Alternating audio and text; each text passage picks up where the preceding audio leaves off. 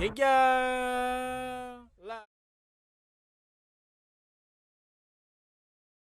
Ladies and gentlemen, what's going on? What's going on? What's going on? It is officially season 3 of the Big Skip Podcast. Skip. Man, we back, man. How was your summer, man?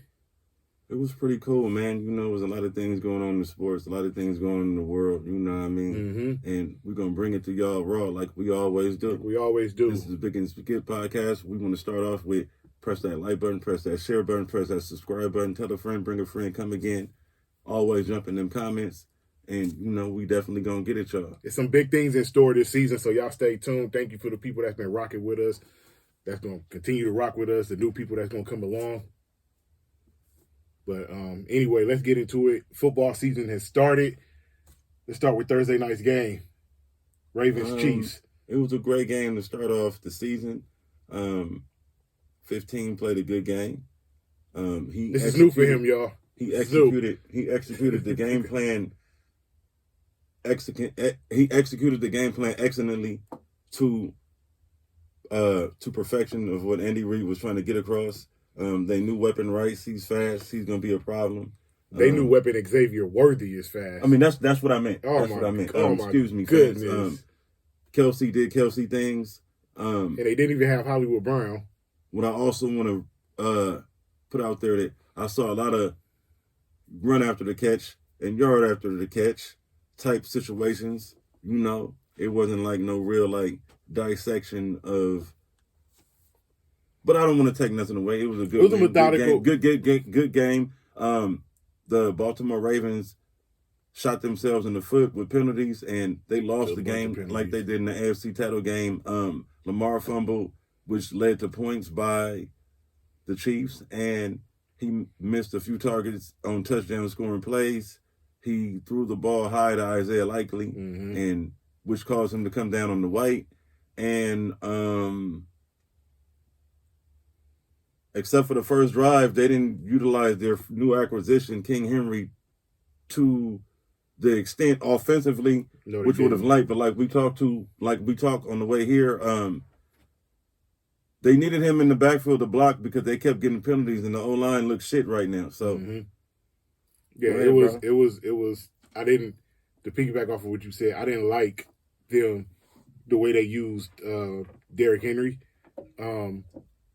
I didn't like the offense that they ran. They ran the offense as if they still had Gus Edwards and J.K. Dobbins. Right. And it's like you can't. I know Todd Monken is not going to change what he does. He's a pass happy guy. I just don't listen. It's a gift and a curse that Lamar Jackson said what he said in the offseason about, you know, these dudes think I can't run no more, so I'm going to lose some weight, show them I can still do it. It's a gift and a curse because thinner, faster Lamar Jackson is scary for the league. That's the gift. The curse is... the injury is one hit away. Not even that. Because that's what any football player, injury is one hit away. The curse is that now you're going to cater so much to Lamar Jackson that you're going to ice out your other weapons. And like I said before, with Baltimore, that's how they lost the AFC Championship game. Lamar Jackson, even though he's capable of doing it by himself, he doesn't have to.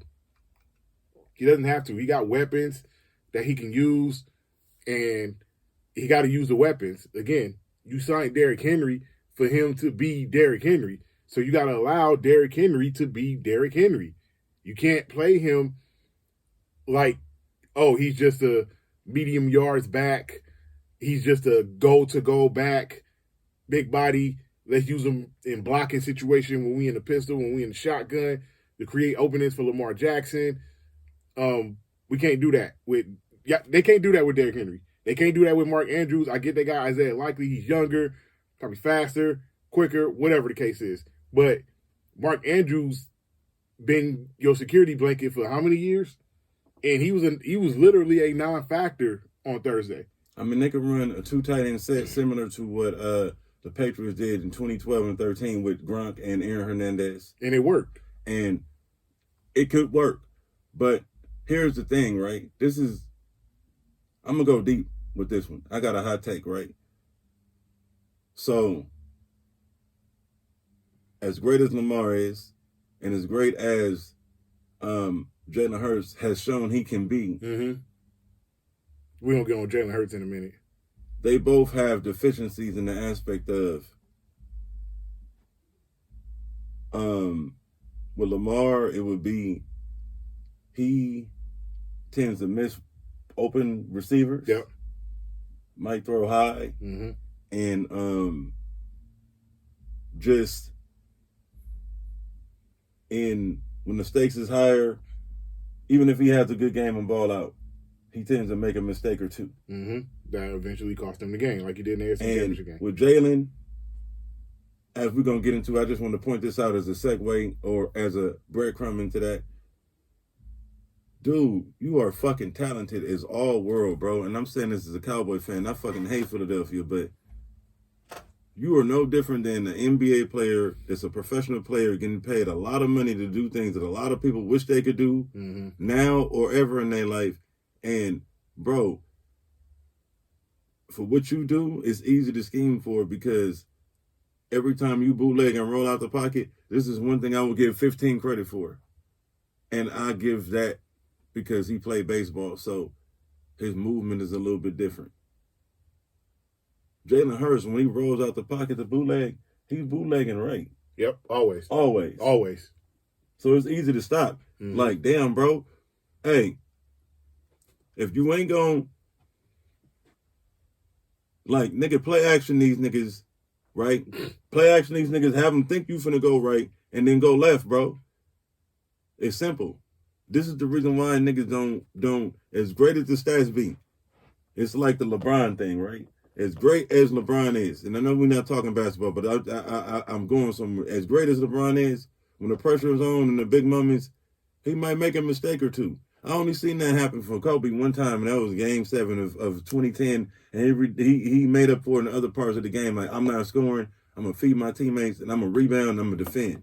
You know what I mean? Like, you got to be an asset other than what you do in as your strength. But I want to round up what I'm saying with, you said what you said about Lamar, but you've also said on our show and period in life that you got to let a dude excel what he do as his strength. So you saying they can't cater to Lamar, but they got to let him do what his strength is in order for him to excel and be the best version of himself. Which is true. So let me ask you this question. Letting Lamar be his best self, letting him do what he do, what has it gotten Baltimore? Oh, I totally agree. That's why I'm saying, listen, if you don't have the resources to be great, and when I say resources, I mean the talent, the weapons, do what you do. Do what you do. The difference with Baltimore this year, last year, maybe, I don't know about the year before, but this year, last year, is that they have enough weapons to where Lamar doesn't have to do all of that by himself. That's all I'm saying. That's like what we were talking about when we came over here. Kyle Shanahan, his system with Brock Purdy. Brock Purdy is a good quarterback. I'm not saying he's top tier, tier 1, tier 2, or anything like that, but he's a good quarterback. He's not a bad quarterback. He plays in a system that is catered for him to succeed. You got Christian McCaffrey. You got Brandon Ayuk. You got Deebo Samuel. You got George Kittle. You got Trent Williams blocking for you. You're in the offense that you got a third down receiver in Juwan Jennings who's been great on third downs. The offense is catered for him to succeed. So you don't have to do too much. There's times where you're going to have to put the team on your back. And that's the argument when it comes to Brock Purdy. Can he put the team on his back and go win the game? I believe he can because he did it twice in the playoffs last year. Getting back to Lamar Jackson, can Lamar Jackson put a team on his back and go win games? Yes. Can Lamar Jackson put a team on his back and go win in the postseason when it matters? I haven't seen it yet. I haven't seen it yet. You know, we're just having an honest conversation about Lamar Jackson. He has not gotten to the Super Bowl. He has not beaten Kansas City in the playoffs. He has potential to be in Super Bowl, take his team to the Super Bowl and win the Super Bowl. Yeah, yes, he does. Yes, he does. It's just it's a matter of inches and a matter of moments. Yeah, Baltimore has the team to win the Super Bowl, but it's going to rely on what Lamar Jackson does when the time is for him to do something. Yeah. Let's get over to last night's game. Green Bay, Philadelphia. What did you see from that game last night? I saw a lot of good football in that game. That was also a good game. After a sloppy ass first quarter. Yeah. I feel like I understand the NFL wants to, you know, it's a copycat world. So they want to go global like the NBA. Yep. But you have to not put your players in a situation where they can be injured. I don't know if he had something going on before the game, a pre-existing injury, but I just feel like that they put all the players at risk last night being on that fucked up turf. You know what I mean? Bad. Like, I really hope that young man is not hurt because, you talking about Jordan Love? Shout out to my boy Rafi Ali out there in Jacksonville, Florida, serving our country in the Navy. Salute, soldier. His team is 0-1 though. I just want to say that Jordan Love at times looked like Aaron Rodgers, just like at times Aaron Rodgers looked like Brett Favre. Mm-hmm. I just hope that young man ain't hurt. It was a good game. Tell me. They both the teams, like I said, I've been telling my coworker Jason at work, I said that the way shit is situated in this NFL now, they don't practice with pads, they don't go as hard, the starters don't play in the preseason. September is like an extended preseason or the preseason for the starters. Mm-hmm. So you might see a lot of bad football. You're going to see some good football. Yeah, definitely. I'm just glad the two opening games, especially being as if they was in Sao Paulo, Brazil, you know what I mean? It's crazy to hear them play. They was playing Kendrick out there. They was playing a lot of like Americanized music. Hey, them Sao Paulo people were saying "Go Pack, go, bro!" Like it's crazy. There, yeah. So I'm glad that they put on a good show for the fans, and it was entertaining games. Turned out to be a real entertaining game. Yeah, like Saquon Barkley, sheesh. Problem.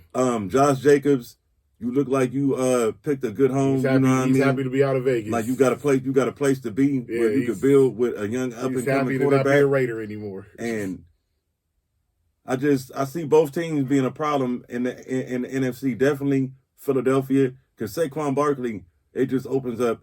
So like, do you know Brown is going to be open? So much. I mean, do you know how wide open he's going to be because of Brown? They could split him like he like fucking LaDainian, bro. They can split him out and play him wide receiver. They could put him in the slot. A lot of one-on-one coverage. A lot of one-on-one coverage. Bro, they could do the fucking Baltimore and Philadelphia have the potential to be the two scariest teams in the league because you have Lamar Jackson and King Henry. They could run fucking read option all day. Mm-hmm. Pick your poison. Philadelphia could run a read option all day with Jalen Hurts and fucking Saquon. They could throw it to Saquon in the flats. They could split him out wide. They could put him in the slot. They could give him to him fucking like. I want to make one more statement right now since we talking football. The other deficiency Lamar has, he needs to work on. He needs to fucking take and learn how to play under center. His strength, all the way back to Louisville, is playing shotgun. Which is going to turn the offense into a split back set for those of you that know football, which means that King Henry is going to be more of a blocker in that aspect instead of being an H-back. Which is why I said, what was the point of signing him? Because you're going to make him a blocker. You. What is your thoughts on last night's game? So, I'm going to start with Green Bay. Jaden Reed is ridiculous. That dude is ridiculous. That's all I'm going to say about him. That dude is ridiculous. And I mean that in a good way. Jaden Reed is ridiculous. Jordan Love, I hope he's all right. I seen a report this morning that said his Achilles is intact. Oh, all right. I thought he moved. I thought it was a high ankle sprain at first sight. They kept putting the massage gun on his calf. So it was his calf. Yeah, they were saying it was a calf issue during the game. It could be a calf strain. I hope it's not. I thought it was a high ankle sprain, but I didn't see the calf, the massage gun on the calf part. The calf is connected to the Achilles. That's what happened to Durant. Yeah. That's what happened to a lot of people. They have a calf strain, and they come back too soon, and that Achilles pops. I thought Jordan Love floated a lot of throws.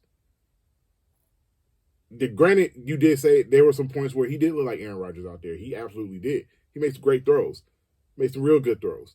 But there were some throws that he made where I was like, not quite yet. Second-year starter, bad turf. Not quite yet. Same with Jalen Hurts. Jalen Hurts made some throws where I was just like, I don't know. I've seen him make better throws. Yeah. So, That play where he threw the first touchdown to Saquon, he threw in a double coverage. And the report just popped up, MCL sprain for Jordan Love. So it was his knee? It was his knee. Man, I told you they put them players at risk. He's going to miss. That turf is messed up, He's going to miss some time. So, get well soon, Jordan Love, but he's going to miss some time. MCL sprains don't heal quick. They say he's not going to have season-ending surgery. Who's that backup? This guy named Mark Willis. What's the time frame they giving? Could be 3 to 6 weeks. By then, it might be the season might be unsalvageable. Yeah. And with Green Bay playing in a division that they play in, you got Detroit, coming off an NFC Championship game. Chicago's improved. I don't know about Minnesota. I ain't really high on them. But, Who's their quarterback? Minnesota? Yeah. Who is their quarterback? That's a good fucking question that I don't know the answer to. Fuck is that quarterback? Hey, if we don't know who it is, obviously it ain't nobody. Oh, man, that's a good Sam Darnold. Sam Darnold? Sam Darnold is their starter, yeah. Oh, okay. Hold on. I'm gonna you know what? I'm gonna save that for get on their heads. Since we on limited time today, I'm gonna save what I was about to say for limited for the season 3 opening get on their head segments. Yeah, because I got some heads to get on. I got a group of people, but I'm gonna do one. But yeah, Sam Darnold's their starter. So I'm not saying Minnesota about to win 13 games and win the division. I think Detroit's capable of doing that. Chicago's going to be better, but I don't know if I got them quite being an upper echelon team yet because they got some weapons over there. They got Caleb Williams, so they're gonna be a problem. They're not gonna suck this year. I'll give you that. Bears not gonna suck, but that sucks for Green Bay. Jordan Love MCL injury. I didn't even know it was knee. Apparently, it's not his calf either. Remember, they was fucking with his calf last night. I told you that turf. That turf was bad. That turf was pretty damn bad. But yeah, getting back to Philly, I always thought that Philly was going to be a problem offensively. Anytime you have an offense that's good, you have Devontae Smith, you have Dallas Goedert, you have A.J. Brown, you have Jalen Hurts, and you add Saquon Barkley to that, your offense is going to be a problem. Your offense is going to be a problem. I am not sold on Philly's defense. Nah. I'm not sold on the defense. But it's just one game, though. It is one game, but that defense still looks suspect to me. C.J. Gardner-Johnson is still a piece of shit, and he played like shit last night. I'm just not sold on that defense. So because I'm not sold on Philadelphia's defense, I'm not sold on them doing anything this year. Hey, it's up in the air. I'm a Cowboy fan, so if they don't do shit, I'm happy. Great segue. Let's segue over into your Cowboys. They play the Browns tomorrow. You know what? And that top-notch defense. For you young fans out there of the Big and Skip podcast, you may not know where I'm about to go with this one. But for you fans that's 35 and up, maybe I'm going to say 38 and up, y'all might know what I'm about to say. With my Dallas Cowboy fans, for myself, I have lowered expectations. Get Dak out of here. This is like a throwaway year. Fucking McCarthy won't be there after this season. We might have Shedeur Sanders and his daddy. Y'all not going to be that bad. This is a transitional year for us. Yeah, but y'all not. Whatever we get is whatever we get. I don't expect a lot. Yeah, but you talking about Dallas being. You said Shedeur Sanders. That's like y'all gonna be 1-16 and get the number 1 pick in the draft. Y'all not. It's not about to be. No, that we're type. not gonna be 1-16. It's not about to be that type of season for the Cowboys. Talk of it. It's not gonna be that type of season for the Cowboys. Y'all not. I don't think y'all winning the division, winning 12 games. But it's gonna be the 2000 to 2003 version when Dave Campo was our head coach. I don't think it's gonna be. We was 5-11, bro. I don't think it's gonna be that. We was 5-11. I don't think it's gonna be that bad. I got Dallas winning maybe 9 games, 500 team. I'll give Dallas that. It may be a 500 team, but you, goddamn. Damn. I mean, we lost our defensive coordinator. You did, right? Yep. We got Minnesota. You lost your offensive coordinator. Before. He's cool. Was it Kellen Moore the offensive coordinator last year? No. McCarthy called the plays last year. Kellen Moore worked for San Diego Chargers last year. Los Angeles Chargers. I thought he's the offensive coordinator for the Eagles now. I know that. You're right. He was with the Chargers last year. Okay. When Harbaugh came in, he picked his own staff. Okay. So I see a mid-season at best, and that's being optimistic. I said 9 wins. What do you see for your team? Are y'all finally? Hey, Listen. I'm gonna tell you. Wait, before you even go. Yeah, because I'm about. Hey, I'm gonna tell you the same thing I told X, man. Don't listen. Man, I've been around you for motherfucking 3 weeks. You ain't hit the pipe yet. You better not come back to the hood with bullets in the fucking gun this year, bro. You better murk them niggas, bro. And I'm saying this as a rival. Y'all niggas keep going out, nigga, for the shootout, my nigga, and y'all keep coming back to the hood with bullets in y'all gun, bro. Which leads me into what I'm about to say. I mean, we ain't got no more excuses. We ain't got no more excuses, man. No more excuses, Kyle Shanahan. Brock Purdy, you in year 3. I want to see some progression. Christian McCaffrey going to be Christian McCaffrey. Deebo Samuel's going to be Deebo Samuel. Brandon Ayuk's going to be Brandon Ayuk. Kittle's is going to be Kittle's going to be Kittle. The defense is going to be the defense. I like that defensive coordinator that we got now because I saw in the preseason game, I saw a different defense. I didn't see that soft defense that Steve Wilkes ran last year. I hated that fucking drop coverage, soft ass zone defense that he ran last year. I seen a more aggressive defense in the preseason, so I'm happy with that. Kyle Shanahan and Brock Purdy, y'all ain't got no excuses this year. There's no more excuses, especially you, Kyle Shanahan. It's no more excuses. There's no more excuses. Now, it's not gonna be easy because even in our own division, there's the team that plays for the home city that's gonna be a problem. Rams gonna be a problem. I'm not completely sold on the Rams defense either, but I am sold on that offense with Stafford and Nakua and Williams and Cooper Kupp and that tight end. I forget his name at the moment, but I'm sold on that Rams offense. That Rams offense gonna put, as long as they stay healthy, they're gonna put some points on the board. I don't know how many people they're gonna stop. No Aaron Donald. No Raheem Morris anymore. That defense is going to drop off a little bit, but that offense is still going to be that offense. You got, to me, probably the second best offensive play caller in football in Sean McVay, because I think Kyle Shanahan's the best offensive play caller in football. So the Rams are going to put points on the board.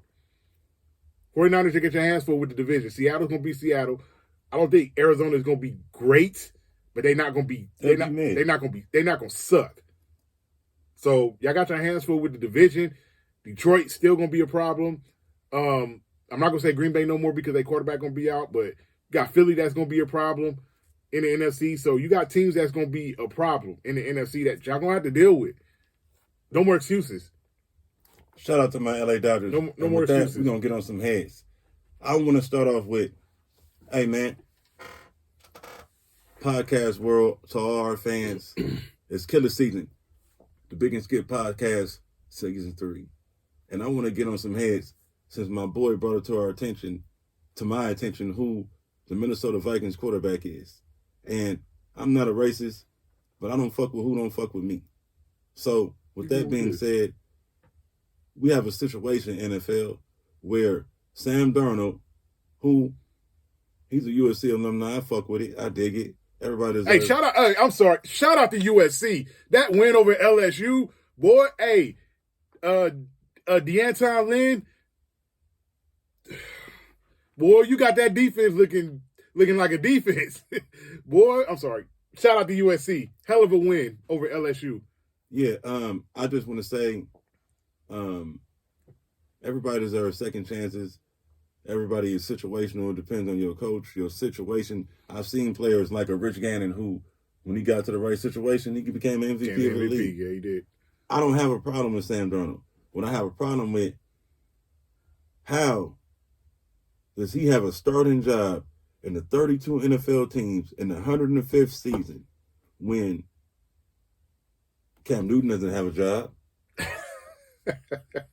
Kaepernick doesn't have a job. RG3 doesn't have a job. And they didn't get the same level of second opportunity or benefit of the doubt that other white quarterbacks get, no matter what their talent level is. That's a lie when it comes to Cam Newton. I'll give you Colin, I'll give you RG3, but that's a lie when it comes to Cam Newton. Cam Newton went to a team that was devoid of talent. So was Carolina. Wait. So was Carolina. You saw Tom Brady's stats go down, and they didn't have such a great year that his last year. You saw Max struggle what they had going on with the coaching staff and the playmakers at the skill Carolina position. was devoid of So talent. I'm not going to put that on Cam. Carolina was devoid of talent the year they went to the Super Bowl. That wasn't a very talented team. A lot of niggas in the NFL wouldn't be able to eat if Cam Newton didn't blow up so weight because they wouldn't be drafting the quarterback that they're drafting. I'm now. just saying. But to my point, that Carolina team wasn't talented. Get your shit together, bro. Give some of these black quarterbacks an opportunity. Like, when they don't do so well, give them the same second chance, third chance opportunities that are afforded to the other white quarterbacks. And that's my only get on my head. I hate to, because we got probably some viewers that aren't indigenous, aboriginal, or black, or whatever their melanated ancestral background is. I'm sure we have some Caucasian, European, or other viewers out there, or people that's going to stumble across this. We do not promote racism. Not at all. We do not promote nothing of negativity here on our platform. Not at all. So let's be clear. I want to make that clear. I just feel like that it's unfair that he's getting another opportunity, and RG3 is not getting another opportunity. He's not old. He's still. I feel like they can call him and he could be serviceable, if not as a starter, as a backup. I feel like Cam Newton, the same thing. But RG3 and Cam Newton both said that it's hard for them to get a job because if the starters start doing bad, the crowd is going to start roaring, hey, put Cam in, put RG3 in. Now, in Kaepernick's situation, we know why. Yeah. But just the situation. Sam Darnold is on his fourth team. Jets, Panthers, Niners, Vikings. Yeah, fourth team, right? 14. Same thing with Baker Mayfield. He's on his 4-15, right? Browns, Rams, Buccaneers, 3. All right, well, he's got 3 chances. You feel me? It's a pattern here. You kind of right about that because when Baker Mayfield came to the Rams, and I remember Stafford got injured or whatever, he kind of excelled, and it got him a contract with Tampa Bay. So I kind of get where you're going with that. Yeah, man. Go ahead, man. Who had you want to get on? I agree with Stephen A. Smith and Shannon Sharp on this topic. Not you, too. A lot of y'all out there in the media, women, hated on Caitlin Clark.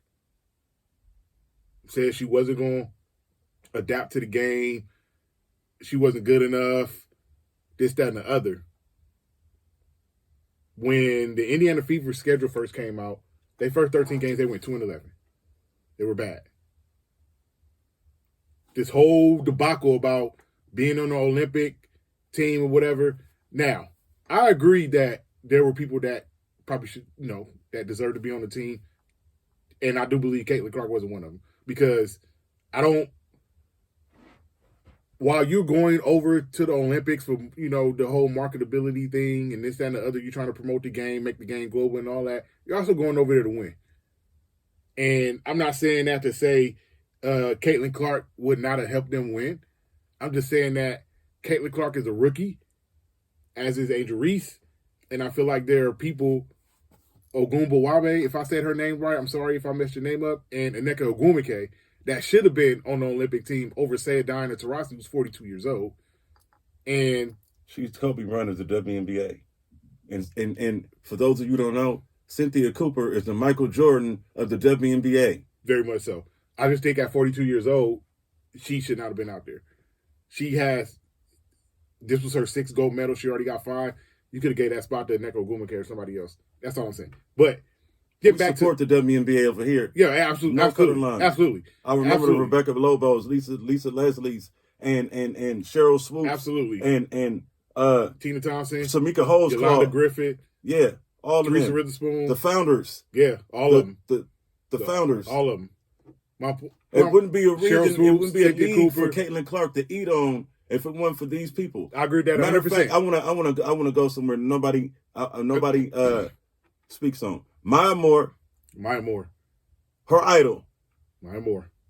Who was also one of the great all-time, 3-time UConn champion. 4-time. 4-time.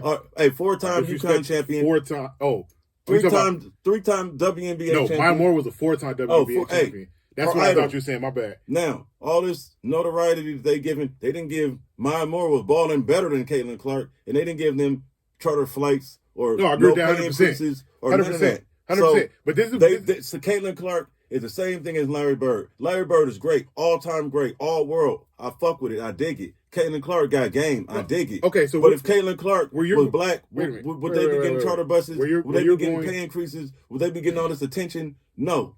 We don't promote racism here, but I'm just stating the obvious and I'm speaking the obvious. So let's not do Caitlin Clark is only fucking in the limelight because of her pigmentation and only that. Not her game. No, I don't know about that. I ain't gonna say that because the girl could play. In the words of Larry Bird, where I'm going, and I mean, in the words of Dennis Rodman and Isaiah Thomas back in '87, if Bird was black, he'd be just another guy. Here's where I disagree with that. Gal in the WNBA. Here's where I disagree with that with Larry Bird. If Larry Bird was black, he'd be better than what he was. That's just me. But getting back to Caitlin Clark, I'm not going there with that. All I'm saying is that the people that said she was going to struggle, she couldn't play in the WNBA, the game was too physical for her, she wasn't going to adapt to it and all that other type stuff, all y'all was wrong. Because this is why I'm saying this. When they came back from the Olympic All-Star break, Indiana been the best team in the league. They have. They've been the best team in the league. Cheryl Swoops, I don't like what you did. I do not like what you did. She's the all-time great. She is the all-time great. I'm not taking that away from her. Cheryl Swoops is a GOAT. But you can't talk about the Indiana Fever and give everybody credit for what's going on and leave out the one person who should also get credit. You think that was intentional? You don't think that was an error? I think it was very intentional. It's very intentional. Petty Betty? Very intentional. All right. I don't like that. Like, don't listen. If you don't like Caitlin Clark, you don't like Caitlin Clark. But be objective. Caitlin Clark has a lot to do with why Indiana is where they are right now. Indiana, what they said, it was 12 years since they made the playoffs, and they in the playoffs now. They over 500. Caitlin Clark got a lot to do with that because that's basically the same team from last year that added Caitlin Clark. Come on. She's still the co-rookie of the year. Come on. No, no, don't do that. Don't do that. Do not do that. No, she's unanimous. But the McDoubles. No, she's unanimous rookie of the year. All right. Nobody, no other rookie better get a first place vote. No other rookie. That's like saying somebody else should get a first place vote for league MVP. If anybody outside of Asia Wilson gets a first place vote, we need to find out who that person is and strip them of their voting abilities. But you don't think that Angel Reese deserves to even get a vote? Not a first place vote. I think she deserves to get all the second place votes. But Caitlin Clark has been by far the best rookie this year. By far. It's not even close. And I fuck with Angel Reese. I know everybody be getting on her about what she do, patting her stats because she shoot 3 for 14 from the game and it causes her to get 20 rebounds. I don't care about that. She's rebounding the ball. Rodman used to do the same Rodman used to do the same thing and nobody cared about that. So I'm not going to care about that with Angel Reese. Angel Reese is doing her thing. We'll see her in 2028 in the Olympics out in L.A. Just like we'll see Caitlin Clark in the 2028 Olympics out in L.A., out here, in our backyard. But Caitlin Clark is unanimous Rookie of the Year. I don't give a fuck who disagree with it. And Asia Wilson is unanimous MVP. I don't give a fuck who disagree with it. All you people that was hating on Caitlin Clark, y'all got to stop hating on her now. Y'all have no reason to hate on her now unless you just being fucking petty. You do know she got a hit on her, right? I don't give a fuck what she got on her. No, you get. I don't care about that. No. What you talking about? What I mean by that is the WNBA and the league have basically put the Jordan rules on her. And that's not cool. That's not okay. I didn't like it when they did the Jordan, so I'm not going to like it now. I don't know how much longer it's going to last. It's not cool because this girl is balling. And she's helping the WNBA bring an audience that they didn't have before. Now, again, I agree. There are people that came before her that should have the recognition and the notoriety that Caitlin Clark has now. We could go through all the names again. We could be here all day going through all the names again. I agree with you 100% on that. I'm talking about right now. Right now, Caitlin Clark is bringing an audience to the WNBA that was not there, say, 2-3 years ago. Mind you, that audience started coming last year because the Las Vegas Aces, to me, started bringing that audience. Caitlin Clark this year just made the audience come quicker. Because you notice the games that Indiana played in, they're all sold out no matter where it is. Whether it's at Bankers, whatever the fuck that arena is called in Bankers Indiana. Life Arena. Yeah, Fieldhouse or whatever the fuck it's called. Or wherever they play. That's the old or wherever they play. Whether they play in Connecticut, New York, LA, Atlanta, that's Vegas. Market Square Arena. Yeah, it's the old Market Square Arena. It didn't change names so many years. Conseco Fieldhouse didn't change names so many years. But, hey, listen, I salute Caitlin Clark, man. She balling. She got Indiana winning games. She got them in the playoffs. I don't think they're going to do anything in the playoffs because they're going to go against some juggernauts. New York, Connecticut, Vegas, Seattle, Minnesota, I think are all better than Indiana right now. But you take off those 5 teams, Indiana are better than everybody else in the league. And the last thing before I leave, Paige Beckers, I'm looking forward to seeing you in a Sparks uniform next year. You know, we got a lot of great games coming up. NFL Week 1. We got a lot of things we didn't touch on today, but you know, this is a season 3 opener. We're just getting started. We go season 3, episode 2. We will talk about the Olympics and everything that's been transpired over the summer. And this is the Big and Skip podcast. Press that like button, press that share button, press that subscribe button. Tell a friend, bring a friend, come again. We are back. We ain't went nowhere. Sorry for the wait. And like I said, this is killer season. We back. Season 3, we back. Skip podcast. Let's get it. Holla at us. Yeah.